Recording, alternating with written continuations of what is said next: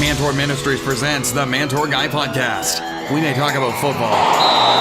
We could mention bacon. We might reference Rocky movies. We'll probably discuss the Mantour conferences, but we'll definitely talk about how to grow in our walk with God. Here's your host, the Mantour Guy, Jamie Holden.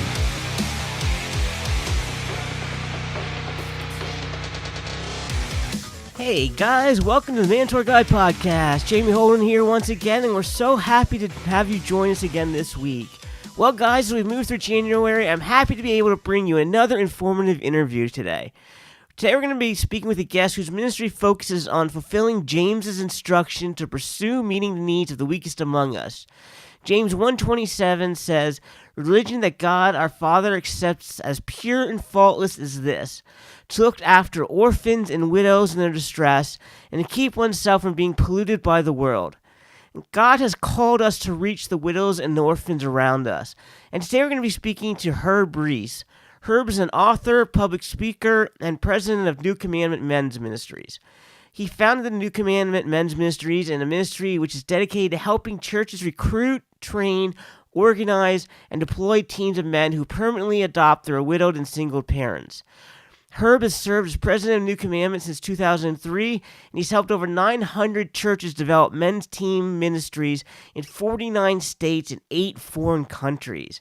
So we're happy to have Herb join us today to share about his passion to reach this hurting segment of our churches and society. So Herb, welcome to the Mantour Guy Podcast. Well, it's great to be here, Jamie, and I'm really excited at the opportunity to share a ministry to widows and single moms that utilizes an underutilized resource in the local church, which is men. Well, can you share with us a little bit about how you got started with your ministry, New Commandment Ministries? Sure. Just to make sure everybody knows what we are New Commandment Men's Ministries, and the website is newcommandment.org. And I was a pastor for 20 years in Texas and Illinois, and then here in Colorado. I was never trained on how to minister to widows or how to minister to single moms or really anybody in the church with a long-term need that can last for years or even decades. And I remember that about 25 years ago, I married a young couple by the name of Dan and Teresa, and then about a year later, her husband died of a rapid form of cancer. Wow. And so we did the funeral, and Teresa was coming to church afterwards. We just all assumed that she was doing, that she was making the adjustment and all of that. But several months later, I paid her a visit in her home and discovered that she had been crying herself to sleep every single night on her living room floor, and then sleeping on the floor all night long, every night, because she couldn't bring herself to go back to her bedroom. And that just broke my heart. And I had been struggling with how to minister to widows, and I went out in my car, and I sat there in her driveway in my car and just wept and just prayed, God, show me how to minister to this woman. And the Lord led me to this idea of forming teams of men. I went to the men in my church, and I asked them if they'd be interested in forming a team for Teresa, and they said, yeah, and so we actually had 16 men volunteer in the church. Wow. So we formed a team of 4 guys for Teresa, and then 3 other teams, a team for a single dad who had epilepsy, and then a single mom who was disabled with Crohn's disease, and then a mom who had 3 kids. She was a welfare mom. She was on welfare. And we just started going to their home on a regular basis for 2 hours on a Saturday morning from 8 to 10, and just doing whatever they needed to have done around the house, whether it be cleaning windows or fixing a broken water faucet or cleaning carpets or just whatever needed to be done. And I just began to realize or just witness the transformation of these care receivers. Teresa started coming to church, and for the first time, she was smiling. And the team that was assigned to the welfare mom got her qualified for a Habitat for Humanity home, and then they built her the home. Wow. And I mean, it was stunning how passionate these guys became about this ministry. So God called me to a church here in Colorado. I began the ministry here. And we had the same kind of results. We were able to cover every single person in the church that needed and wanted a team. The guys were very passionate about the ministry. The care receivers all loved it. I mean, if you were a widow or a single mom, can you imagine a team showing up every single month, the same team every month, showing up faithfully, just going, what do you want us to do for you? Wow. And these guys just became like family to these widows and single moms. One team wound up, they found out that their care receiver was running short on money. And so they offered to install a rental unit in her basement. And she provided the funds for the material, they provided the labor. It took them 18 months, but they put in a living room, bedroom, bathroom, and kitchen. And she could rent it out for $550 a month. So I was just beginning to see God use this in a mighty way, just how biblical it was. In fact, one day I was on a team and I was painting a porch with my team, and one of the team members put down his paintbrush and turned around and says, "Pastor, this is so biblical. Why don't other churches do this?" Yeah. You know? And I just shrugged my shoulders and I said, "I don't know," you know. But that God used that to motivate me to just pray that God would give me the opportunity to share this. And the Lord began to open up opportunity after opportunity. I don't have time to share all the details.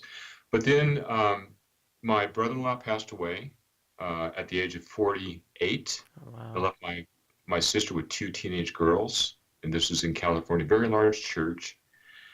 I did the funeral, and during the funeral, I said, "Please don't forget my sister. Don't let her fall through the cracks. Could you form a team for her? Because I live in Colorado." And at the end of the funeral, 50 men volunteered. So they formed a team for my sister and then for other widows in the church. And for 13 years, my sister had a team of men faithfully showing up at her home once a month for 2 hours to do whatever needed to be done for her. And it was such a blessing for her. And then as they ministered to her, those men became examples to my nieces of what godly men look like. Yeah. You know, and so when they grew up, they got married and married godly men, wonderful godly men, and those 2 men became my sister's new team. So but anyway, that funeral I realized God was calling me to do this full time. So for the last 16 years, I've been sharing this ministry with churches, usually at men's conferences, doing workshops on it. And the guys get it. They go, "Yeah, this is biblical. You know, pure religion undefiled is this, to visit widows and orphans in their distress. And we haven't been doing anything in our church. We need to do something, you know." And so they get the vision, and they start the ministry as a simple concept. This is not rocket science. And they go for it. And we typically see on an average church, maybe the team starting with maybe 15, 16 men. And at the end of 2 years, the average church has maybe 24 men doing the ministry. Mm-hmm. It's just a very natural ministry for guys to do. It's something that they love doing. Men relate best by doing things together. And they're out there, you know, fixing a picket fence or whatever, and they begin talking and they get to know each other. So they become like brothers because they're on this team literally for years. And then they become like family to the care receiver. If it's a widow, elderly widow, it's like she's their mom. That they'll often call her mom. So God has used it in a mighty way, and we've been able to help churches in 49 states start men's team ministries, every state except Delaware. So I'm praying that God will open up a church in Delaware, at least one church in Delaware, to start a men's team ministry to widows and single moms. We'll agree with you in prayer about that. Yeah. I know you believe that it needs to be a long-term commitment to help these hurting people group. Explain why you believe it should be long-term instead of just a couple times and then moving on. Yeah. Well, what we're trying to do is get beyond just doing project ministry, mm-hmm. and to help men really understand and practice the love of Christ. And so we do a lot of training on what is the love of Christ and what does a widow need to have from the church.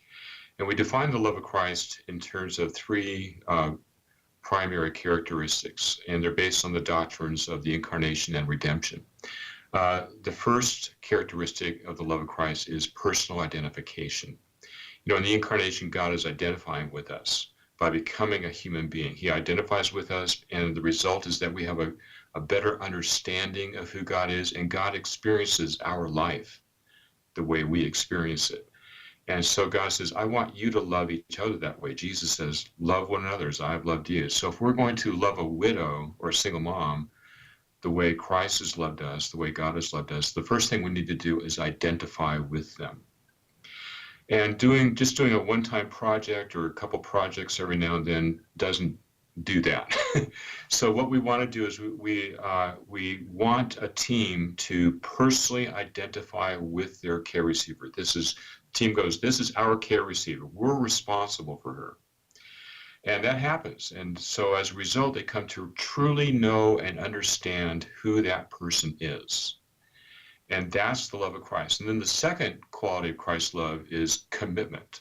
And that's also based on the doctrine of the incarnation. In the incarnation, God is committing to us. He doesn't just become a human being temporarily. He becomes a human being permanently. Christ is God, very God, and man, very man. He will always be a man now. Love bears all things, believes all things, hopes all things, endures all things. Love never fails.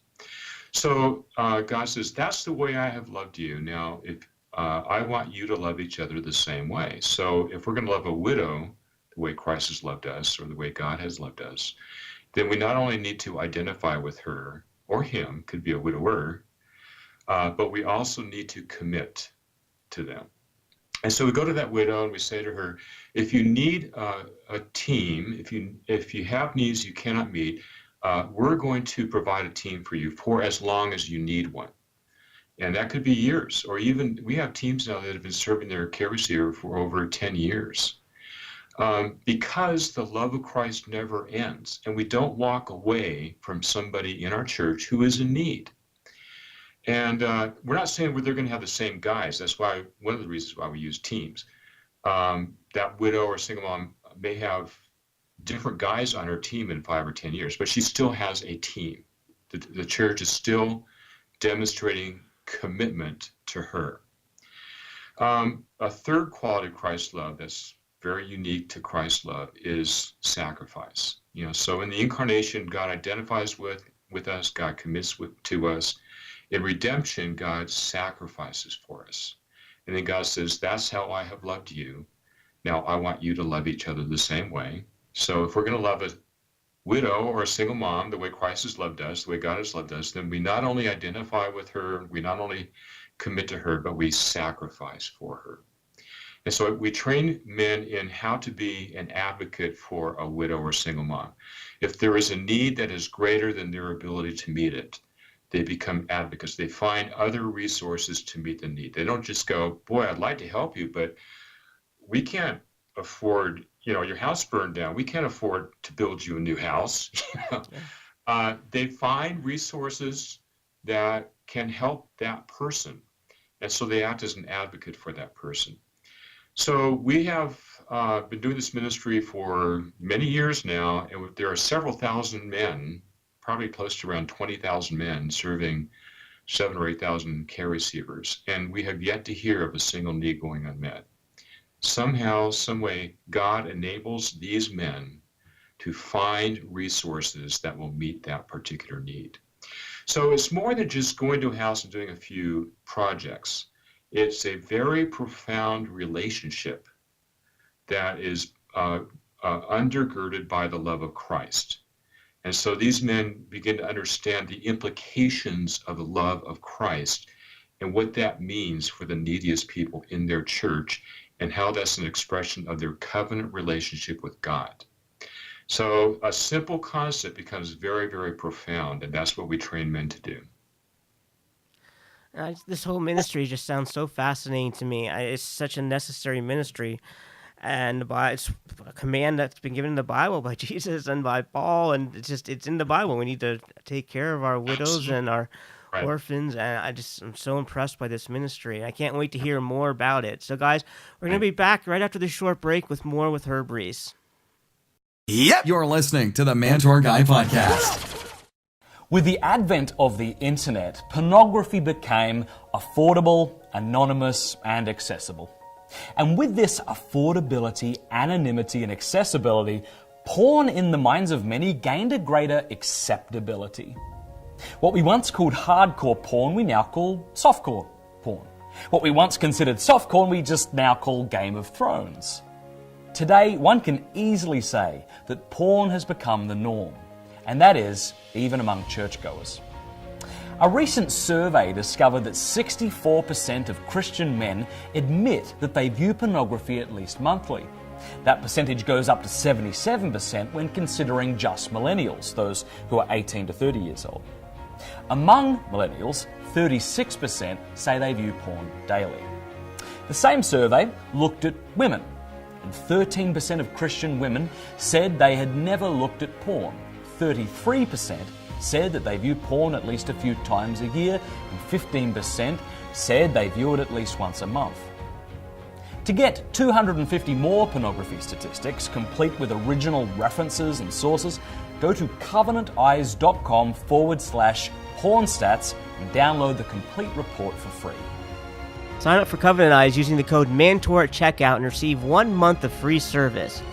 Visit covenanteyes.com today to sign up, and remember, 1 month of free service when you use the code Mantour. That's MANTOUR. Follow the Mantour Guy on Facebook and Twitter. Thanks. New from Mantour Ministries, Invincible, scaling the mountains that keep us from victory. You've stayed at this mountain too long. These words spoken by God to the nation of Israel thousands of years ago still ring true for God's men today. It's not God's will for his sons to stay stagnant in their walk with God, unable to conquer the mountains that keep them trapped in their old way of life. He wants you to climb these mountains and conquer them. You can learn how in Mantour Ministries' new book, Invincible, Scaling the Mountains That Keep Us from Victory. Available today by visiting mantourministries.com. You can climb your mountains. You can claim victory. In Christ, you are invincible. Order your copy today at mantourministries.com. Listen to the Mantour Guy Podcast on the go via Apple Podcast and Google Play. Thanks. The 2019 Mantour season's almost here, and this year we're going to come together to learn how, through God, we are all invincible. Guys, do not miss your local Mantour conference. We're going to have powerful main session messages. We're going to have 3 new relevant workshop topics geared to help you conquer the struggles that so many men face. So put your local 2000 Invincible Mantour on your calendar. Remember, through God, you are invincible. The Mantour Guy Podcast, helping men grow in their walk with God. Hey guys, Mantour Guy Jamie Holden here. Are you looking for a speaker at your church or for your men's breakfast, or your next men's event, men's retreat, or men's conference? Well, why not bring me in to speak? God has been moving among men as I've been sharing an encouraging word of freedom and victory. We're seeing lives change, men being saved, people being set free, and guys, chains are being broken. So if your church has hurting men and women, contact me to come share this encouraging word of hope and victory to help you grow in your walk with God. Welcome back to the Mantour Guy Podcast. All right, guys, well, welcome back. We're joined once again by Herb Reese. He is the founder of New Commandment Ministries, and he's been sharing with us a little bit about his ministry and how it got started. True grit, stories of passion and perseverance. Before we jump right back into you, this year our Mantour theme, our conference theme is Invincible, scaling the mountains that keep us from victory, and need for God's men just to be strong, brave, passionate men who persevere and overcome any struggles or any sins that are keeping them from becoming everything that God created them to be. So what is the bravest thing that you have ever done? What is the bravest thing I have ever done? Well, that's a really good question. I once tried to witness to Muhammad Ali. Didn't go very well. I thought he was going to, knock me out. But yeah, I guess that's the bravest thing I've ever done. That is brave. Well, returning to discussion more about your ministry, how Uh, do you help other churches begin and then sustain this ministry? well, I tell guys this is not rocket science. It's a very simple ministry, but it's also very important that your men understand why they're doing it. So for that reason, we provide training material for the ministry. And I used to do a lot of traveling and realized that I was limited by finances and by, myself. So I've spent the last 2.5 years developing an online training site called Meeting to Meet Needs. And for a very small fee, you can join Meeting to Meet Needs, $15 a month, or it's around 150 a year. And you can download all of our training material. You can get all of the videos, all of the material that we produce, all of the training. And not only that, we can also get tons of just general men's ministry material on the website. And that makes it extremely easy for me to spread this ministry, not just here in America, but also all over the world. So now guys are going online and getting training, and they're able to share their membership with anyone in their church, including their pastor, men's ministry leader, other men, anybody. So for basically $15 a month, and then they can stop, the membership anytime they want. So some guys get on for 1 month, download all the material, and they quit their membership. So for $15, they've started a men's team ministry in their church. And that's just fine. We want this to be as cost effective and easy and simple as it can possibly be. So all you need to do is go to newcommandment.org, click on get your training and resources here at the very top, and join the Meeting to Meet Needs, and you can get your resources. Okay, and then my next question was, kind of you just gave the information, but how can churches who really want to begin this long-term ministry, what's the first step they need to take to get started? Yeah, the first step is they need to join Meeting to Meet Needs. But, I would just, the first thing I would do is make a list of the neediest people in your church. That is a very healthy thing for a church to do. Usually they're widows and single moms, but not always. Sometimes there are people who are disabled. There may be elderly, very elderly couples. Look for the people who are socially isolated, who are in poor health, who are poor financially. And those will be your future potential care receivers. I wouldn't contact them. I would just, if you're not the pastor, I would go to the pastor and just say, I'm concerned about the needs in our church, the physical needs, the emotional, the spiritual needs in our church. Who do you feel are the neediest people in our church? And then begin to pray for them. And if you are involved in men's ministry in your church, or if your church doesn't even have a men's ministry, this is an excellent way to get a men's ministry started in your church. Now, men's team ministry to widows and single moms is not the be-all and end-all of men's ministry. There are other facets of men's ministry. This is just one aspect, but it is a great way to start a men's ministry in your church. It's also a great way to give a current floundering men's ministry some direction and purpose. But, eventually you're going to also want to get into Bible study. You're going to maybe want to get into accountability groups. There are all kinds of things you can do in men's ministry, but God saved us to do good works. And those good works are to benefit the neediest people, first in our congregation and then in the general population. So I would use this as maybe an opportunity to either start a men's ministry in your church or strengthen a current men's ministry in your church. But if you're not the pastor or if you're not the men's ministry director, you need to work through them. You need to talk to them about what the Men's Ministry Church is doing. You need to see what their heart is. You need to encourage them to check out the website. Make sure that you're not just a loose cannon in the church trying to start something that nobody knows about. Talk to your leadership, work with your leadership, spend some time in prayer, study the material on the website, and get to know God's heart for widows and single moms. Amen. I totally agree. And guys, we've really enjoyed getting to talk with Herb here in part 1 of our interview. And next week, you do not want to miss the remainder of this interview as we continue discussing with Herb how we can start reaching the widows and the single parents and the hurting people in your church as a group of men long term, what you can do to meet those needs. The Mantour Guy's final thought. Well, for today's final thoughts, I just want to discuss a little bit more about something that Herb said while he was sharing about his ministry here this morning.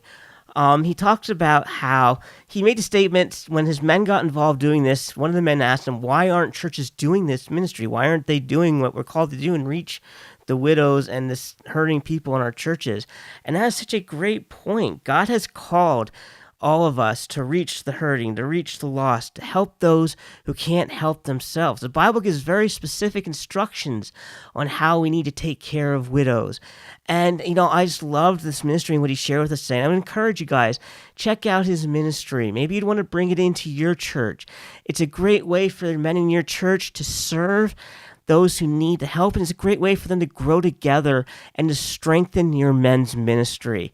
It is such a vital ministry. Every church has widows or single parents in it, or parents with disabilities, or children with disabilities that need the help of God's men. It's what God called us to do, and I encourage you, check out his ministry, and also join us next week as we're going to be joined once again for part 2 of this interview with Herb as he shares even more about his ministry. He has some great, I've already recorded it, so I know this. He has a lot of great things to say about how to reach single moms and also single dads, which you don't hear a lot about.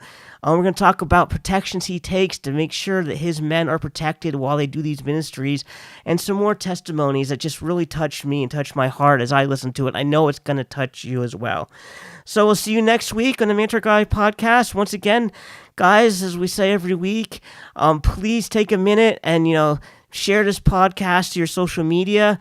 You can go to iTunes, Apple Podcasts. We're on Google Play. You can like us there. Give us a 5-star review and a good rating there. And the more men who give a 5-star rating and a review helps us reach even more men who are searching in those search engines for a Christian podcast. And we can reach more men with the gospel and help them grow in their walk with God. So like I said, thank you so much for giving us your time today to listen to the podcast. We hope you join us again next week for part 2. So we'll see you then on the Mantour Guy podcast. Have a great week, guys. Thanks for listening to the Mantour Guy podcast. Be sure to visit mantourministries.com to learn more about our books, men's ministry resources, and our Mantour conferences.